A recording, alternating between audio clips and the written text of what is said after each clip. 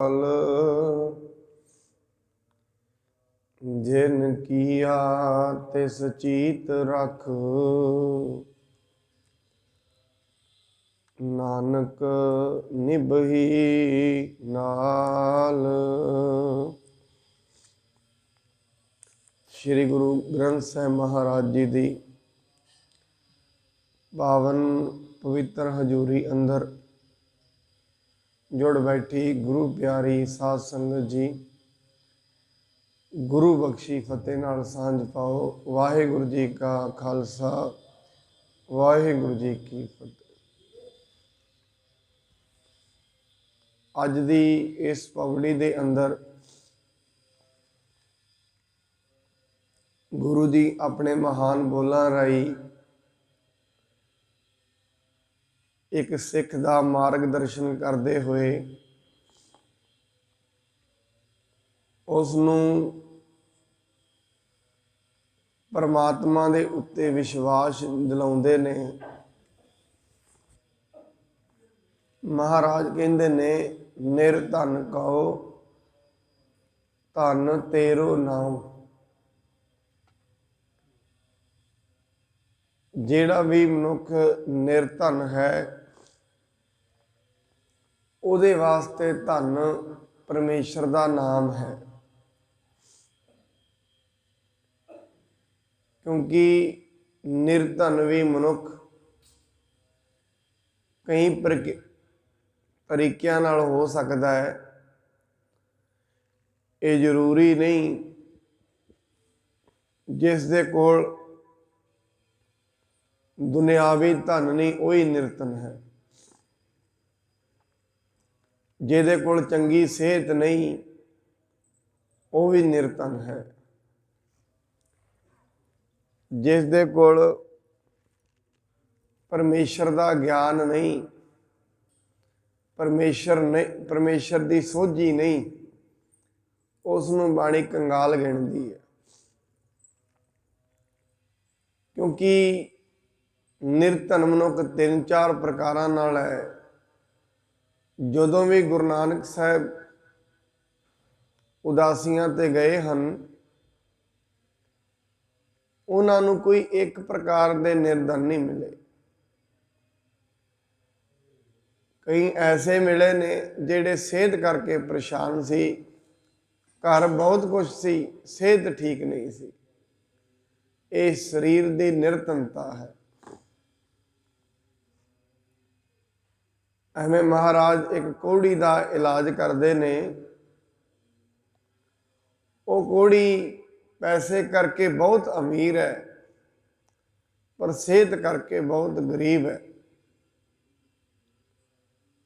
उन्होंने महाराज अपनी पावन कृपा राही ठीक करते हैं। उस तो अगे एक भाई लालो है जेड़ा धन करके गरीब है पर अपनी अध्यात्मिक जागरूकता करके परमेश्वर की सोझी करके संतोखी भी है ते रजिया होया भी है। हुण महाराज कहंदे ने, जे मनुख नूं कोई शरीर की निर्धनता है उहदे कोल, जे किते शारीरिक रूप च बीमार है जां उहदे कोल माया की कमी है, पैसे करके निर्धन है,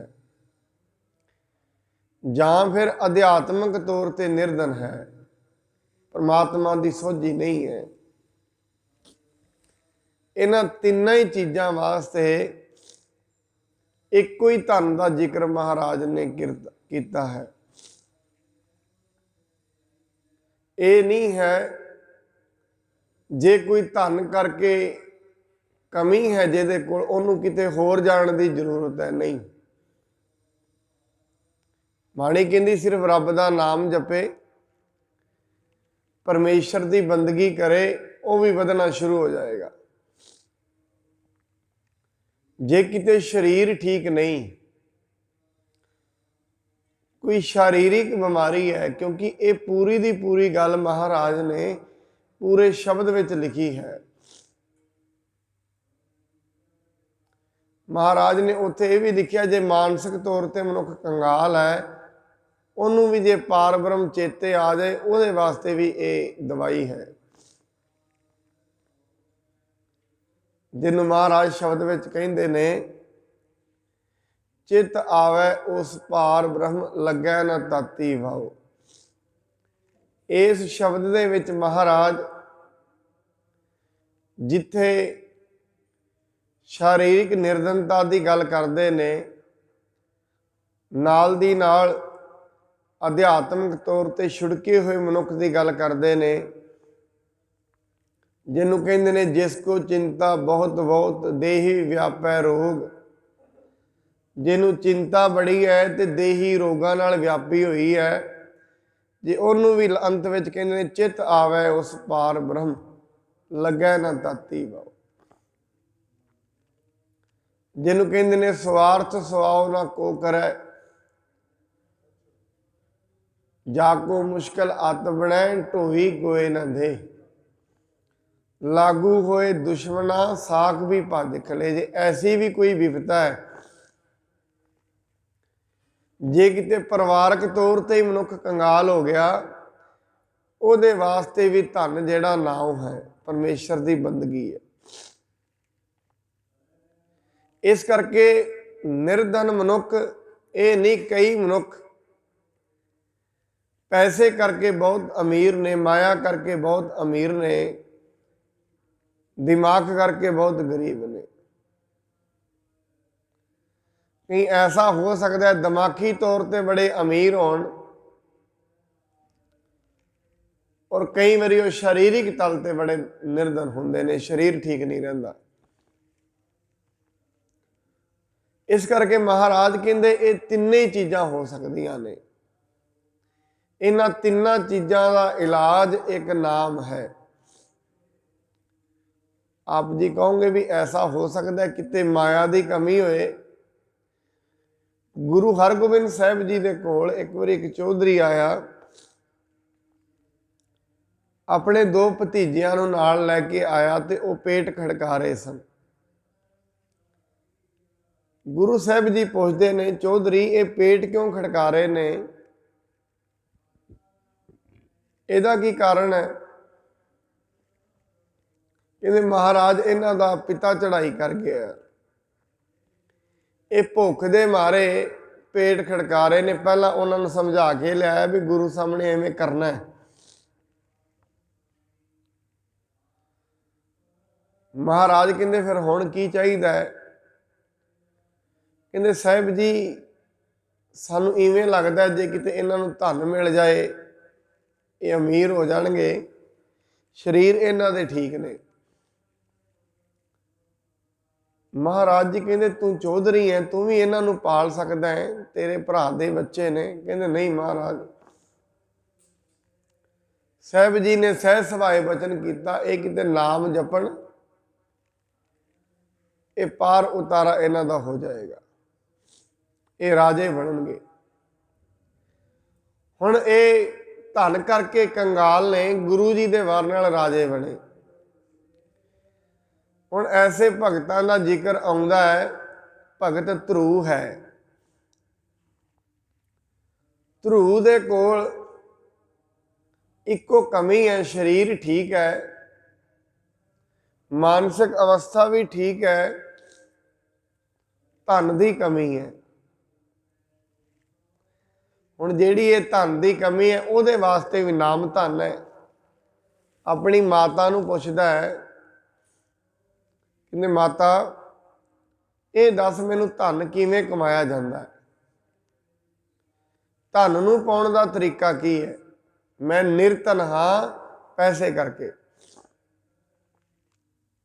ਹੁਣ ਉਹਦੀ ਮਾਤਾ ਕਹਿੰਦੀ ਹੈ, ਬੇਟਾ ਜੇ ਧਨ ਕਮਾਉਣਾ ਹੈ ਉਹਦੇ ਵਾਸਤੇ ਬੰਦਗੀ ਕਰਨੀ ਪੈਂਦੀ ਹੈ, ਕਿਉਂਕਿ ਬੰਦਗੀ ਨਾਲ ਹੀ ਰਾਜ ਮਿਲਦੇ ਨੇ।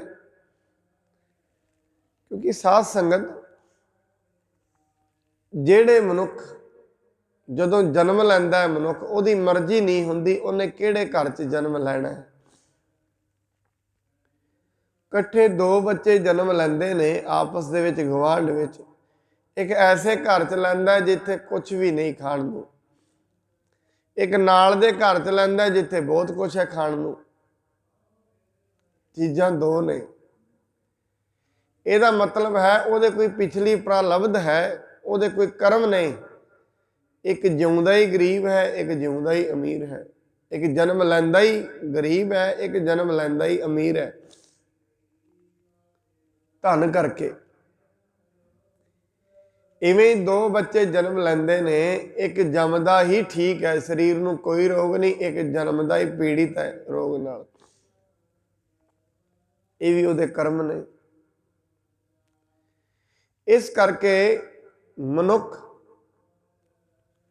ਇਕੱਲੇ ਧਨ ਕਰਕੇ ਗਰੀਬ ਨਹੀਂ ਹੁੰਦਾ। ਗਰੀਬੀ ਕਈ ਪ੍ਰਕਾਰ ਦੀ ਹੈ ਔਰ ਅਮੀਰੀ ਵੀ ਕਈ ਪ੍ਰਕਾਰ ਦੀ ਹੈ, ਇਹਨੂੰ ਗੁਰਬਾਣੀ ਨੇ ਦੱਸਿਆ। ਪਰ ਦੁਨਿਆਵੀ ਨਜ਼ਰ ਦੇ ਵਿੱਚ ਇੱਕੋ ਇੱਕ ਅਮੀਰੀ ਹੈ। ਜਦੋਂ ਕਿਤੇ ਬਹੁਤ ਜ਼ਿਆਦਾ ਪਦਾਰਥ ਹੋਣ, ਅਕਸਰ ਉਹ ਮਨੁੱਖ ਨੂੰ ਅਮੀਰ ਦੇ ਦਰਜਾ ਦਿੱਤਾ ਜਾਂਦਾ। ਪਰ ਗੁਰਬਾਣੀ ਇਹ ਕਹਿੰਦੀ ਹੈ ਕਈ ਵਾਰੀ ਐਸਾ ਵੀ ਹੋ ਸਕਦਾ ਹੈ, ਕੱਪੜੇ ਪਾਟੇ ਹੋਣ ਤੇ ਮਨੁੱਖ ਰਾਜਾ ਵੀ ਹੋ ਸਕਦਾ ਹੈ।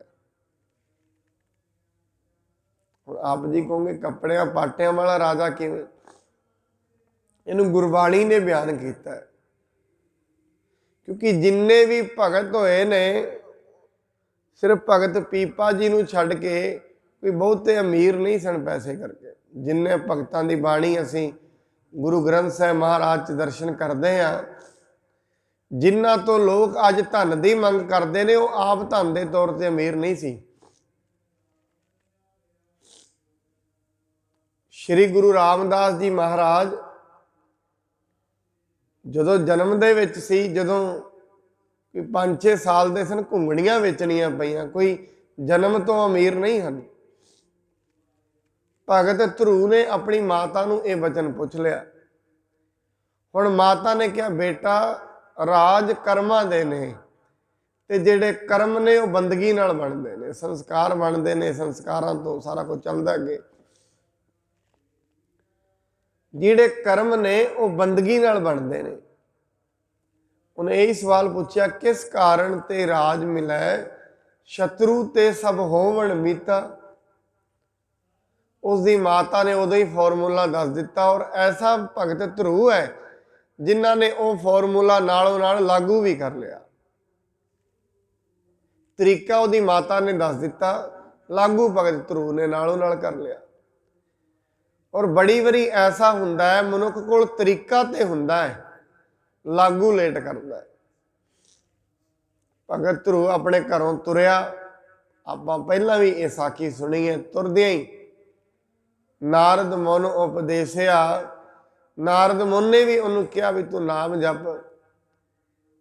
ਕਿਤੇ ਨਾਰਦ ਮੁਨੀ ਨੇ ਇਹ ਉਹਨੂੰ ਵੀ ਕਿਹਾ, ਰਾਜੀ ਕਰਨ ਲੱਗਿਆ। ਕਹਿੰਦਾ ਮੈਂ ਤੇਰੇ ਪਿਤਾ ਨੂੰ ਕਹਿ ਦਿੰਦਾ, ਤੈਨੂੰ ਅੱਧਾ ਦਵਾ ਦਿੰਦੇ ਆ।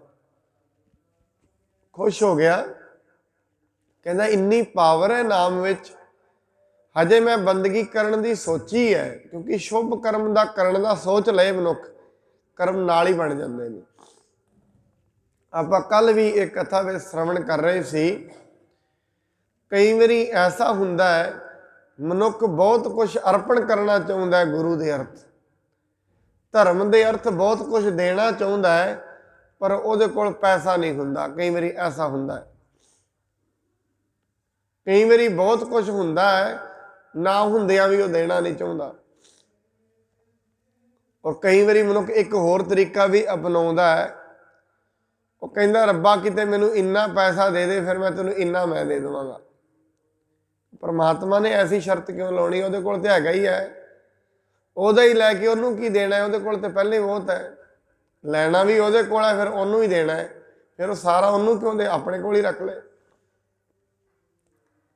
ਇੱਕ ਮਨੁੱਖ ਤੋਂ ਕਰੋੜ ਰੁਪਇਆ ਲੈਣਾ ਹੈ ਔਰ ਉਹਨੂੰ ਲਾਲਚ ਦੇ ਰਿਹਾ, ਤੂੰ ਮੈਨੂੰ 1 ਕਰੋੜ ਦੇ ਦੇ, ਇਹਦੇ ਵਿੱਚੋਂ 15 ਲੱਖ ਰੁਪਏ ਤੇਰਾ। ਉਹਨਾਂ ਮੈਂ ਪਾਗਲ ਹਾਂ, ਕਰੋੜ ਤੈਨੂੰ ਦੇਵਾਂਗਾ ਤੇ 15 ਲੱਖ ਲਾਂਗਾ, ਮੇਰੇ ਕੋਲ ਹੈਗਾ ਹੀ ਪੂਰਾ, ਮੈਂ ਕਿਉਂ ਦੇਵਾਂ? ਇਸ ਪ੍ਰਕਾਰ ਦਾ ਲਾਲਚ ਚ ਰੱਬ ਕਿਉਂ ਆਏ? इस करके मनुखी प्रवृत्ति है ये। पर गुरु साहब जी कहते ने मनुख जे किते धन करके भी गरीब है, वो परमेश्वर तो यदी मंग कर सकता है।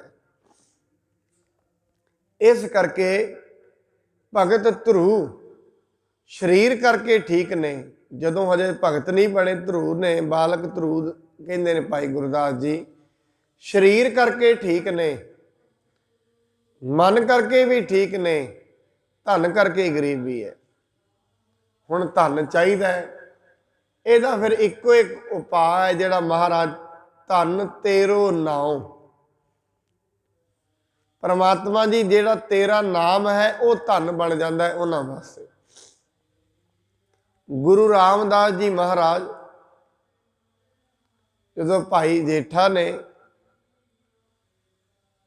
हजे परिवार दे विच कोई पैसा नहीं, गरीबी बड़ी है, घुंगणियां बेचणियां पै रही ने, गरीबी इतों पता लग जाता है। गुरु दे द्वारे आए, नाम जपिया, सेवा की, इन्ने अमीर बन गए, अज उन्हां दा गुरुद्वारा भी सोने का है। इन्नी अमीरी, निरतन कहो धन तेरो नाम। ਇਹਦੇ ਵਿੱਚ ਇੰਨੀ अमीरी है नाम ਵਿੱਚ, इन्ना उन्हां बंदगी की, अज माया का अंत ही नहीं। किन्नी कमाया उत्थे डिगदी है, जिन्ना उत्ते फर्नीचर भी है वह भी सोने का ही है, छत्तर भी सोने दे ने, चंदोए भी सोने दे ने। ਇਹਦਾ मतलब गुरु साहब ये कहते ने जे कोई माया करके गरीब है, वो नाम जपे, निरतन होए माया करके, परमेश्वर की बंदगी करे, उन्होंने ये धन भी मिल जाएगा। हुण कई बारी ऐसे भी लोग ने, आपां जिक्र करते हाँ भगत पीपा जी का, वो राजे ने। हुण उन्हां नूं धन की, बाहरी धन की कोई जरूरत नहीं है, धन बहुत है, पर अंदरले धन की लोड़ है। वो बंधना तो मुक्ति चाहते ने, ये मनुखा जन्म का सही श्रेष्ठ पता करना चाहते ने, एक ही है। भगत रविदास जी के कोल आउंदे ने। हुण भगत रविदास जी के कोल आए, वो कहंदे ने आ जिहड़ी कटौती जिहदे विच चमड़े नूं भे के टांके लाईदे ने, ये पानी पी लवो, तुहानूं ज्ञान हो जाएगा। हुण वो कहंदे ने मैं अमीर हाँ ते ये पानी पीवांगा। वो बुक दे विच पाया ते उत्ते सुट लिया। हुण मैं जिहड़ी गल आप जी दे सन्मुख कर रहा, वो पीपा जी राजे ने, धन करके गरीब नहीं हैं, मन करके गरीब ने, छुटकारा चाहते ने, मुक्ति चाहते ने। हुण वही जिहड़ा कपड़ा है वो धोबी की लड़की नूं देंदे ने, उन्होंने ज्ञान हो जाता है। पीपा जी वो पुछदे ने राजा जी भी तेनू ज्ञान किवें होया? कहंदे तुहाडा जिहड़ा दिता होया सी चंगा, उहनूं ही मैं माड़ा जा, वो दाग नहीं सी लै रहे, मैं मूँह विच पा के सोचिया नूं खिच लवां अंदर, ते उहदे नाल ही मैनूं ज्ञान हो गया। दोबारा फिर गए उन्हां कोल। हुण भगत रविदास जी कहंदे ने उदों ते कमाई विचों दे रहा सी, हुण इहदी कमाई करनी पैनी है, काहदी? शब्द दी। हुण उन्होंने फिर नाम दिता, हुण ये नाम जपो, जपदियां जपदियां वो भगत पीपा जी बन गए। ये दोवें चीज़ां ने। गरीबी सिर्फ धन दी नहीं है, तन दी भी है। तन बीमार होए वो भी गरीब तन है। गरीबी वो अवस्था जिथे बल ना होए। हुण अगे महाराज कहते निरतन कहो धन तेरो नाम, अगे निथावे कहो नाओ तेरा थाओ। जेड़े निथावे ने, जिन्हां नूं किते कोई थां नहीं, हे परमात्मा तेरा नाम ਉਹਨਾਂ ਵਾਸਤੇ ਥਾਂ ਹੈ। ਭਾਵ ਜਿਨ੍ਹਾਂ ਦਾ ਕੋਈ ਆਸਰਾ ਨਹੀਂ, ਉਹਨਾਂ ਵਾਸਤੇ ਪ੍ਰਮਾਤਮਾ ਹੀ ਆਸਰਾ ਹੈ। ਜਿਹੜੇ ਇਹ ਮੰਨ ਲੈਂਦੇ ਨੇ, ਦੁਨੀਆ ਵਿੱਚ ਬਹੁਤ ਲੋਕ ਬੇਆਸਰੇ ਨੇ, ਪਰ ਉਹ ਆਸਰਾ ਤੱਕਦੇ ਨੇ ਸਰਕਾਰਾਂ ਤੋਂ, ਲੋਕਾਂ ਤੋਂ, ਦੁਨੀਆ ਦੀ ਜੇਬ ਤੋਂ, ਹੈ ਬੇਆਸਰੇ ਨੇ, ਆਸਰਾ ਲੱਭ ਰਹੇ ਨੇ, ਆਸਰਾ ਤੱਕਦੇ ਨੇ ਦੁਨੀਆ ਦਾ। ਮਨੁੱਖ ਵੀ ਐਸਾ ਹੀ ਕਰਦਾ ਹੈ। ਜਦੋਂ ਵੀ ਇਹਦੇ ਤੋਂ ਕੋਈ ਵਿਪਤਾ ਆਉਂਦੀ ਹੈ, ਇਹ ਸਭ ਤੋਂ ਪਹਿਲਾਂ ਆਸਰਾ ਦੁਨੀਆ ਦਾ ਤੱਕਦਾ ਹੈ, ਬੇਆਸਰਾ ਹੈ। ਗੁਰਬਾਣੀ 'ਚ ਮਹਾਰਾਜ ਨੇ ਕਿਹਾ ਹੈ, ਵੈਸੇ ਕੋਈ ਵੀ ਤੇਰਾ ਆਸਰਾ ਨਹੀਂ, ਸਭ ਤੋਂ ਪੱਕਾ ਆਸਰਾ ਪਰਮਾਤਮਾ ਹੀ ਹੈ। ਵਕਤੀ ਤੌਰ ਤੇ ਮਨੁੱਖ ਬਿਮਾਰ ਹੋ ਜਾਏ, ਪਰਿਵਾਰ ਪਰਮਾਤਮਾ ਨੇ ਦਿੱਤਾ, ਇਹਨੂੰ ਚੁੱਕ ਕੇ ਲੈ ਜਾਂਦਾ, ਦਵਾਈ ਬੂਟੀ ਕਰਾ ਦਿੰਦਾ ਹੈ, ਥੋੜੇ ਚਿਰ ਵਾਸਤੇ ਆਸਰਾ ਤੇ ਹੈ, ਪਰ ਪੱਕਾ ਨਹੀਂ ਹੈ। ਜਨਨ ਪਿਤਾ ਲੋਕ ਸੁਤ ਬਨਤਾ, ਕੋਏ ਨਾ ਕਿਸ ਕੀ ਧਰਿਆ। ਕੋਈ ਕਿਸੇ ਦਾ ਆਸਰਾ ਨਹੀਂ ਹੈ। ਸਿਰ ਸਿਰ ਰਿਜਕ ਸੰਭਾਹੇ ਠਾਕੁਰ, ਕਾਹੇ ਮਨ ਭਉ ਕਰਿਆ।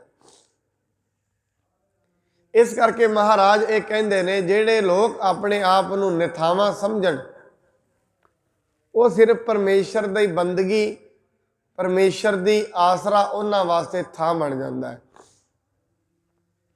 ਨਿਮਾਣੇ ਕੋ ਪ੍ਰਭ ਤੇਰੋ ਮਾਨ।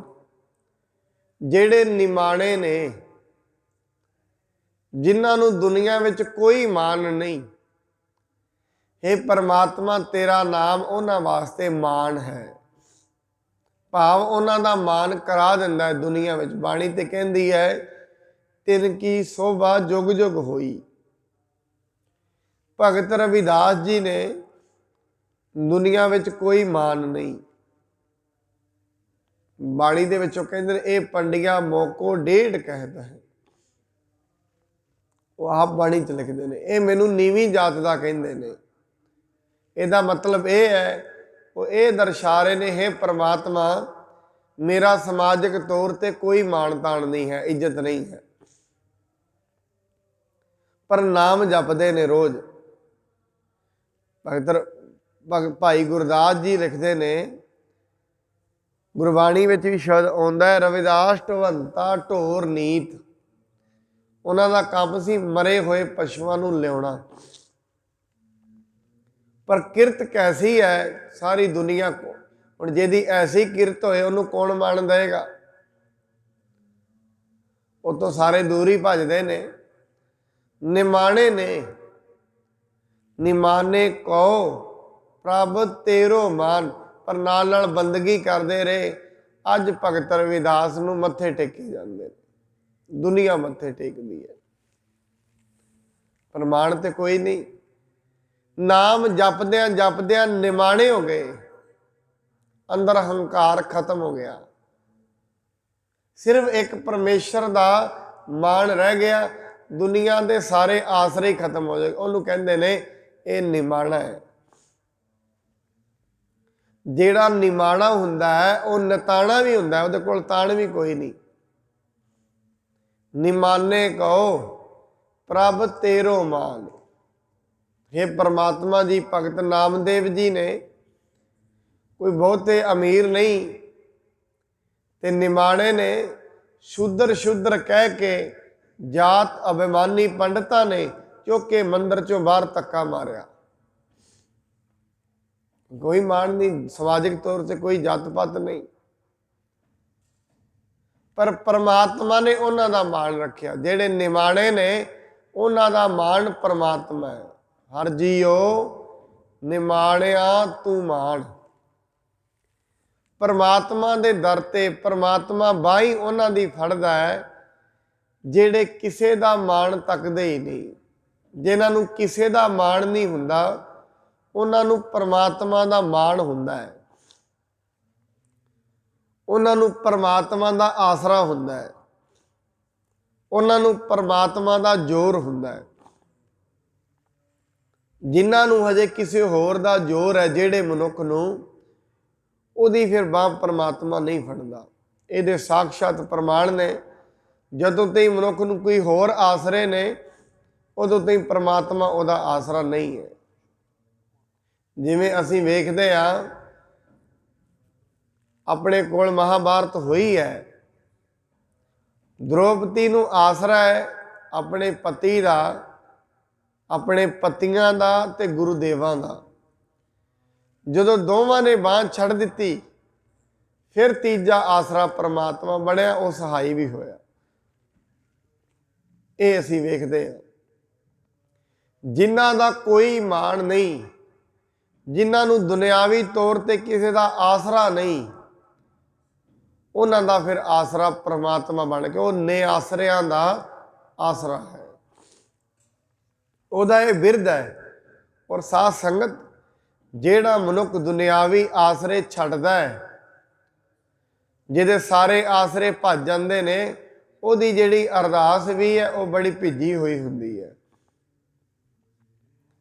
ਮਨੁੱਖ ਦੇ ਹੱਥ ਜੁੜਨ ਤੇ ਉਹਦਾ ਦਿਲ ਵੀ ਜੁੜ ਜਾਏ, ਇਹ ਉਦੋਂ ਜੁੜਦਾ ਹੈ ਜਦੋਂ ਉਹਨੂੰ ਬੜੇ ਦੁਨਿਆਵੀ ਤੌਰ ਤੇ ਬੜਾ ਦੁੱਖ ਲੱਗੇ। ਜਦੋਂ ਤਾਈਂ ਦੁਨਿਆਵੀ ਤੌਰ ਤੇ ਕੋਈ ਮਾਣ ਹੈ, ਉਹਦੇ ਹੱਥ ਨਹੀਂ, ਉਹਦਾ ਦਿਲ ਨਹੀਂ ਕਹਿੰਦਾ ਇੰਨੀ ਛੇਤੀ। ਜਦੋਂ ਸਾਰੇ ਆਸਰੇ ਮੁੱਕ ਜਾਣ, ਜਿਵੇਂ ਗੁਰੂ ਅਰਜਨ ਸਾਹਿਬ ਮਹਾਰਾਜ ਤੇ ਸੁਲਹੀ ਖਾਨ ਚੜ੍ਹਾਈ ਕਰਨ ਆਇਆ, ਨਾਲ ਕਹਿੰਦੇ ਨੇ ਦੂਜੇ ਸਿੱਖ, ਕਹਿੰਦੇ ਮਹਾਰਾਜ ਕੋਈ ਬੰਦੇ ਸੱਦ ਲਈਏ, ਕੋਈ ਮਾਨੁਕ ਢਹਿਕਾਈਏ, ਕੋਈ ਪੱਤਰੀ ਚਲਾ ਕੇ ਉਹਦੇ ਨਾਲ ਸੰਧੀ ਕਰ ਲਈਏ। ਮਹਾਰਾਜ ਕਹਿੰਦੇ ਨਹੀਂ, ਮੈਂ ਸਭ ਕੁਝ ਛੋੜ ਪ੍ਰਭ ਤੁਹੇ ਧਿਆਇਆ। ਮਹਾਰਾਜ ਕਹਿੰਦੇ ਨਹੀਂ, ਅਸੀਂ ਕਿਸੇ ਨੂੰ ਨਹੀਂ ਸੱਦਣਾ, ਸਾਡਾ ਆਸਰਾ ਪਰਮੇਸ਼ਰ ਹੈ, ਉਹਦੀ ਮਰਜ਼ੀ ਹੈ, ਜਿਵੇਂ ਉਹ ਕਰੇਗਾ ਅਸੀਂ ਰਾਜ਼ੀ ਹਾਂ। ਮਹਾਰਾਜ ਸਾਹਿਬ ਤੇ ਸੁਲਹੀ ਖਾਨ ਚੜ੍ਹ ਕੇ ਆ ਰਿਹਾ ਹੈ, ਰਾਸਤੇ ਵਿੱਚ ਹੀ ਮਰ ਗਿਆ। ਕਿਉਂ? ਆਸਰਾ ਪਰਮਾਤਮਾ। ਅੱਗੇ ਕਹਿੰਦੇ ਸਗਲ ਘਟਾ ਕੋ ਦੇਵ ਹੋ ਦਾਨ। ਜਿੰਨੀਆਂ ਵੀ ਸਗਲ ਘਟਾ ਕੋ, ਜਿੰਨੇ ਵੀ ਹਿਰਦੇ ਨੇ, ਜਿੰਨਿਆਂ ਵੀ ਹਿਰਦਿਆਂ ਵਿੱਚ ਤੂੰ ਬੈਠਾ ਹੈ, ਜਿੱਥੇ ਜਿੱਥੇ ਵੀ ਕੋਈ ਜੀਵ ਹੈ, ਹਰੇਕ ਜੀਵ ਨੂੰ ਤੂੰ ਰਾਸ਼ਨ ਦੇ ਰਿਹਾ ਹੈ। ਸਾਧ ਸੰਗਤ, 42 ਲੱਖ ਪ੍ਰਜਾਤੀਆਂ ਪਾਣੀ ਵਿੱਚ ਨੇ, 42 ਲੱਖ ਪ੍ਰਜਾਤੀਆਂ ਸੁੱਕੇ ਤੇ ਨੇ, ਟੋਟਲ 84 ਲੱਖ ਬਣਦੀਆਂ ਨੇ। ਤੇ 84 ਲੱਖ ਵਿੱਚੋਂ ਐਸੀ ਇੱਕ ਵੀ ਨਹੀਂ ਹੈ ਜਿਹੜੀ ਭੁੱਖੀ ਮਰਦੀ ਹੋਏ। ਸਭ ਦਾ ਆਸਰਾ ਪਰਮਾਤਮਾ ਨੇ ਬਣਾਇਆ ਹੋਇਆ ਹੈ। ਬਣਾਇਆ ਕਿਵੇਂ? ਉਹਦੀ ਮਰਜ਼ੀ ਹੈ, ਉਹਨੇ ਕਿਵੇਂ ਚਲਾਉਣਾ ਹੈ। 84 ਲੱਖ ਜੀਵ, ਇਹ ਤੇ ਗਿਣਤੀ ਹੈ ਸਿਰਫ ਪ੍ਰਜਾਤੀਆਂ ਦੀ। ਹੁਣ ਇਹਨਾਂ ਵਿੱਚ ਜੀਵ ਕਿੰਨੇ ਨੇ? ਉਹ ਤੇ ਅਣਗਿਣਤੀ ਹੋ ਗਏ। ਮਤਲਬ ਅਸੀਂ ਜੇ ਸ਼ੇਰਾਂ ਦੀ ਗਿਣਤੀ ਕਰੀਏ ਦੁਨੀਆ ਦੇ, ਪਕਸ਼ੀਆਂ ਦੀ ਗਿਣਤੀ ਤੇ ਆਤੀ ਹੋ ਹੀ ਨਹੀਂ ਸਕਦੀ। ਮਤਲਬ ਇੱਕ ਚਿੜੀ ਹੈ, ਉਹ ਇੱਕ ਪ੍ਰਜਾਤੀ ਹੈ, ਉਹਨਾਂ ਦੀ ਗਿਣਤੀ ਉਹ ਤੇ ਹੋ ਹੀ ਨਹੀਂ ਸਕਦੀ। ਕੀੜੀ ਇੱਕ ਪ੍ਰਜਾਤੀ ਹੈ, ਪ੍ਰਜਾਤੀਆਂ ਦੀ ਗਿਣਤੀ ਕਰੇ ਕਿੰਨੀਆਂ ਕੀੜੀਆਂ ਨੇ ਦੁਨੀਆ ਤੇ, ਇਹ ਗਿਣਤੀ ਥੋੜੀ ਨਾ ਹੋ ਜਾਏਗੀ। ਪਰ ਪਰਮਾਤਮਾ ਹਰੇਕ ਕੀੜੀ ਦਾ ਆਸਰਾ ਹੈ, ਹਰੇਕ ਕੀੜੀ ਦਾ, ਹਰੇਕ ਕੀੜੀ ਨੂੰ, ਹਰੇਕ ਪ੍ਰਜਾਤੀ ਨੂੰ ਉਹ ਦਾਨ ਦੇ ਰਿਹਾ ਹੈ। ਕਿੱਡਾ ਵੱਡਾ ਹੈ ਪਰਮਾਤਮਾ।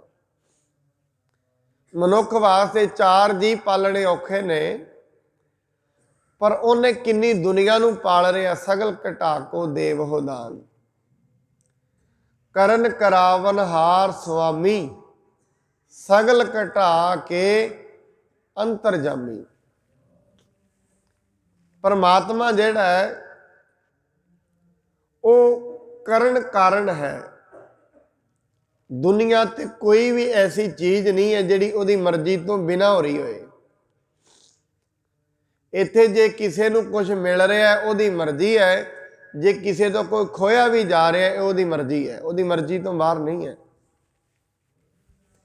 ਮਨੁੱਖ ਜਿੰਨਾ ਮਰਜ਼ੀ ਭੱਜ ਲਵੇ, ਉਹ ਪਰਮਾਤਮਾ ਤੋਂ ਬਾਹਰ ਨਹੀਂ ਚੱਲ ਸਕਦਾ। ਜੇ ਮਨੁੱਖ ਕਹੇ ਨਹੀਂ ਮੈਂ ਜੋ ਕੁਝ ਅੱਜ ਤਾਈਂ ਕਮਾਇਆ ਆਪਣੀ ਮਰਜ਼ੀ ਨਾਲ ਨਹੀਂ, ਇਹ ਉਹਦੀ ਮਰਜ਼ੀ ਸੀ ਤਾਂ ਕਮਾਇਆ ਗਿਆ, ਇੱਥੇ ਜੋ ਕੁਝ ਵੀ ਹੋ ਰਿਹਾ ਹੈ ਉਹਦਾ ਇਹ ਖੇਡ ਹੈ। ਜੇ ਇਹਨੂੰ ਡੂੰਘਾਈ ਨਾਲ ਸੋਚੀਏ ਵੀ ਜ਼ਿੰਦਗੀ ਮਿਲੀ ਆਪਾਂ ਕਿ ਅੱਜ ਦਾ ਦਿਨ ਚੜ੍ਹਿਆ, ਕੱਲ ਨੂੰ ਵੀ ਚੜ੍ਹਨਾ। ਇਹ ਮਨੁੱਖ ਸੋਚੇ ਵੀ ਜਿਉਣਾ ਕਾਹਦੇ ਲਈ ਹੈ। ਉਹੀ ਰੋਟੀ ਅੱਜ ਖਾਧੀ ਹੈ, ਰੋਟੀ ਖਾ ਕੇ ਗੁਜ਼ਾਰਾ, ਕੱਲ ਨੂੰ ਫਿਰ ਉਹੀ ਖਾਣੀ ਹੈ। ਲੂਣ ਤੇ ਉਹੀ ਹੈ, ਮਿਰਚਾਂ ਵੀ ਉਹੀ ਨੇ, ਮਿੱਠਾ ਵੀ ਉਹੀ ਹੈ। ਅੱਜ ਵੀ ਉਹੀ ਖਾਧਾ, ਕੱਲ ਨੂੰ ਫਿਰ ਇਹ ਦਿਨ ਚੜ੍ਹੇਗਾ। ਵੈਸੇ ਅਸੀਂ ਇਹ ਕਹਿੰਦੇ ਹਾਂ ਵੀ ਅਸਲ ਦੇ ਵਿੱਚ ਸੂਰਜ ਵੱਲੋਂ ਕਦੇ ਰਾਤ ਨਹੀਂ ਹੁੰਦੀ, ਰਾਤ ਧਰਤੀ ਵੱਲੋਂ ਹੁੰਦੀ ਹੈ। ਪਰਮਾਤਮਾ ਮਨੁੱਖ ਤੋਂ ਮੁੱਖ ਨਹੀਂ ਫੇਰਦਾ, ਮਨੁੱਖ ਮੁੱਖ ਫੇਰ ਜਾਂਦਾ ਹੈ। ਗੁਰਬਾਣੀ ਬਾਰ-ਬਾਰ ਇਹ ਕਹਿੰਦੀ ਹੈ। ਪਰਮਾਤਮਾ ਜੀਵ ਨੂੰ ਨਹੀਂ ਭੁੱਲਦਾ, ਜੀਵ ਭੁੱਲ ਜਾਂਦਾ ਹੈ ਪਰਮਾਤਮਾ ਨੂੰ। ਜਿਵੇਂ ਧਰਤੀ ਤੇ ਰਾਤ ਹੁੰਦੀ ਹੈ, ਕੋਈ ਸੂਰਜ ਚਾਨਣਾ ਥੋੜੀ ਨਾ ਬੰਦ ਕਰਦਾ ਤਾਂ ਨਹੀਂ ਰਾਤ ਹੁੰਦੀ। ਧਰਤੀ ਘੁੰਮ ਜਾਂਦੀ ਹੈ, ਆਪਣਾ ਮੂੰਹ ਫੇਰ ਲੈਂਦੀ ਹੈ, ਰਾਤ ਹੋ ਜਾਂਦੀ ਹੈ। ਅਤੇ ਸਾਇੰਸ ਇਹ ਕਹਿੰਦੀ ਹੈ, ਜਿਨ੍ਹਾਂ ਨੇ ਬਾਹਰੀ ਤੌਰ ਤੇ ਖੋਜਿਆ, ਉਹ ਕਹਿੰਦੇ ਰਾਤ ਸੂਰਜ ਨਹੀਂ ਪ੍ਰਕਾਸ਼ ਬੰਦ ਕਰ ਦਿੰਦਾ ਤਾਂ ਰਾਤ ਹੁੰਦੀ ਹੈ। ਨਹੀਂ, ਹਨੇਰਾ ਇਸ ਲਈ ਨਹੀਂ ਹੁੰਦਾ ਧਰਤੀ ਤੇ ਵੀ ਕਿਤੇ ਸੂਰਜ ਦਾ ਚਾਨਣਾ ਬੰਦ ਹੋ ਗਿਆ। ਨਹੀਂ, ਧਰਤੀ ਘੁੰਮ ਜਾਂਦੀ ਹੈ। ਇਹ 24 ਘੰਟਿਆਂ 'ਚ ਘੁੰਮਦੀ ਹੈ। ਇਹ ਘੁੰਮ ਜਾਂਦੀ ਹੈ ਧਰਤੀ। ਧਰਤੀ ਦੇ ਉੱਤੇ ਹਨੇਰਾ ਹੁੰਦਾ ਹੈ, ਇਹ ਧਰਤੀ ਕਰਕੇ ਹੁੰਦਾ ਹੈ, ਪਰਮਾਤਮਾ ਕਰਕੇ ਨਹੀਂ। ਮਨੁੱਖ ਦੀ ਜ਼ਿੰਦਗੀ ਦੇ ਵਿੱਚ ਦੁੱਖਾਂ ਦਾ ਵਾਸਾ ਹੋ ਗਿਆ ਹੈ, ਇਹ ਪਰਮਾਤਮਾ ਕਰਕੇ ਨਹੀਂ ਹੋਇਆ, ਇਹ ਆਪ ਉਤੋਂ ਭੁੱਲ ਗਿਆ। ਮਨੁੱਖ ਦੀ ਜ਼ਿੰਦਗੀ ਦੇ ਵਿੱਚ ਪਰੇਸ਼ਾਨੀਆਂ ਨੇ, ਇਹ ਪਰਮਾਤਮਾ ਕਰਕੇ ਕੋਈ ਨਹੀਂ ਹੈ, ਇਹਦੇ ਕਰਕੇ ਨੇ। ਇਹ ਘੁੰਮ ਗਿਆ ਹੈ। ਜਿਵੇਂ ਧਰਤੀ ਘੁੰਮਦੀ ਹੈ, ਹਨੇਰਾ ਹੋ ਜਾਂਦਾ ਹੈ, ਐਵੇਂ ਮਨੁੱਖ ਦਾ ਮਨ ਘੁੰਮ ਜਾਂਦਾ ਹੈ। ਇਹ ਹੰਕਾਰ ਦੇ ਵਿੱਚ ਘੁੰਮ ਜਾਂਦਾ ਹੈ। ਸੱਚਾਈ ਹੈ, ਕਿਉਂਕਿ ਮਨੁੱਖ ਨੂੰ ਜੇ ਕੁਝ ਮਾੜਾ ਜਾਂ ਮਿਲੇ, ਨਾਲੋਂ ਨਾਲ ਉਹ ਘੁੰਮ ਜਾਂਦਾ ਹੈ। ਉਹਨੂੰ ਐਵੇਂ ਲੱਗਦਾ ਇਹ ਮੈਂ ਪ੍ਰਾਪਤ ਕੀਤਾ ਹੈ, ਮੇਰੀ ਇਹਦੇ ਵਿੱਚ ਮਿਹਨਤ ਲੱਗੀ ਹੈ।